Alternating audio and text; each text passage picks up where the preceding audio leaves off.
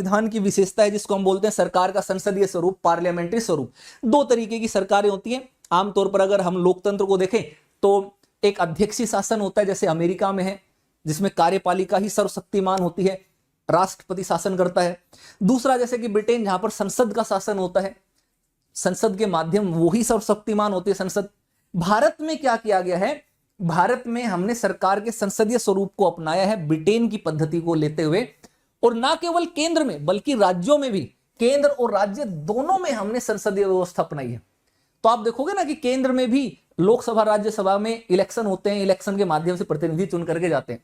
ऐसे ही राज्यों के स्तर पर भी विधानसभाएं होती हैं और विधान परिषद कुछ राज्यों में है, तो वहां पर भी आप देखोगे कि विधानसभाओं में सीधे चुने हुए व्यक्ति जाते हैं और वो बहुमत के साथ सरकार बनाते हैं। तो संसदीय स्वरूप जो है सरकार का है। अब संसदीय प्रणाली की कुछ विशेषताएं होती हैं, क्या क्या है, जैसे कि सबसे पहले कि वास्तविक और नाम मात्र के कार्यपालक दो अलग अलग होते हैं। जैसे भारत में एक वास्तविक कार्यपालक कौन है मित्रों, पीएम। क्या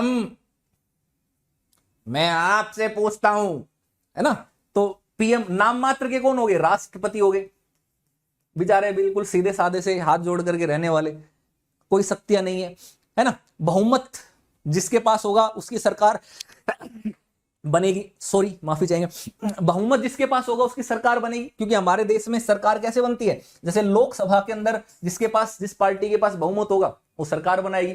संसदीय व्यवस्था का गुण। कार्यपालिका की संयुक्त जवाबदेही होती है विधायिका के समक्ष। इसका मतलब यह है कि अगर लोकसभा में आपके पास बहुमत नहीं है, सरकार गिर जाएगी, जवाबदेह हैं आप विधायिका के प्रति। कार्यपालिका जो सरकार है, मंत्री परिषद जिसको हम बोलते हैं, मंत्रियों की सदस्यता है विधायिका के अंदर। भारत में सरकार में रहने के लिए आपको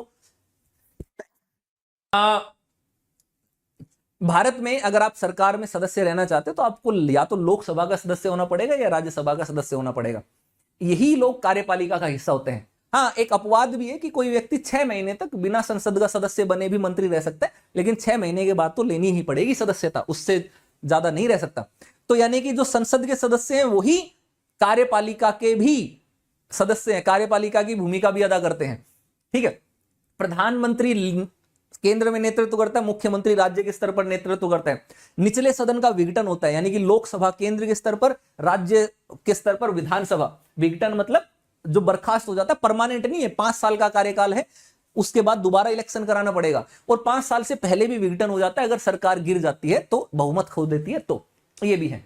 अब जब भी हम बात करते हैं कि हमने ब्रिटिश प्रणाली को अपनाया तो, लेकिन कई बार आपसे सवाल पूछ लिया जाएगा कि भारत और ब्रिटिश संसदीय व्यवस्था के अंतर क्या है।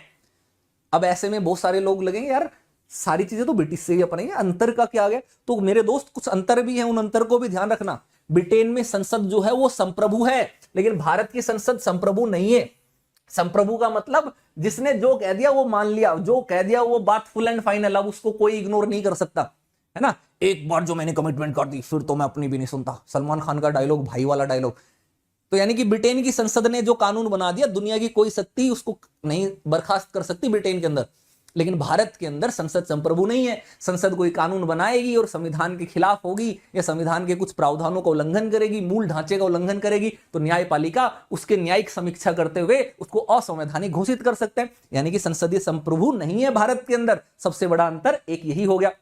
दूसरा अंतर संसदीय व्यवस्था के ये है कि जो ब्रिटेन है, जो भारत का प्रधान है वो निर्वाचित होता है। भारत का प्रधान, कौन प्रधान, इसकी बात हम कर रहे हैं, राष्ट्रपति की। तो जो भारत का राष्ट्रपति है मेरे प्यारे दोस्त, वो निर्वाचित होता है, इलेक्टेड। वो अलग बात है कि इनडायरेक्टली इलेक्टेड होता है, अप्रत्यक्ष रूप से चुना जाता है ना। आपको पता है ना कि लोकसभा, राज्यसभा, राज्य और केंद्र शासित प्रदेशों की विधानसभाएं, इनके जितने भी निर्वाचित सदस्य हैं वो राष्ट्रपति के इलेक्शन में भागीदारी करते हैं, लेकिन अप्रत्यक्ष रूप से चुना जाता है। लेकिन ब्रिटेन का जो प्रमुख है वो उत्तराधिकारी व्यवस्था से आता है, परिवार चलता है, महारानी, है ना, जब तक सिधारेंगे नहीं तब तक कोई और नहीं आएगा। आपने देखा होगा ना, अभी भी वहां की जो महारानी इतनी बुजुर्ग हो जाती हैं, उनके जो बेचारे प्रिंस है वो 70 साल के हो गए। सोचो हमारे यहाँ पर तो 70 साल में तो लोग देखने लगते हैं कि हाँ भाई बुलावा आ रहा है कि नहीं आ रहा, कब आ रहा है। वहां पर वहां के प्रिंस 70 साल के हैं। प्रिंस के बारे में आप समझते होंगे, ज्यादातर लड़कियां समझती होंगी, ज्यादातर उनको पता होगा प्रिंस, सपनों का राजकुमार। और फिर उसमें सपनों को ख्वाब देखेंगे तो उसमें पता चलेगा कितने उम्र का। 20-25 मैक्सिमम इतनी उम्र तक का प्रिंस होता है। ब्रिटेन का प्रिंस 70 साल तक जा रहा है, बेचारा इंतजार कर रहा है कि अरे यार महारानी अब तो चले जाओ, अब तो दे दो सीट है। तो वहां पर बर्थ के आधार पर होता है, भारत में निर्वाचित होता है। तो ये दो सबसे बड़े अंतर हैं इन दोनों के बीच में।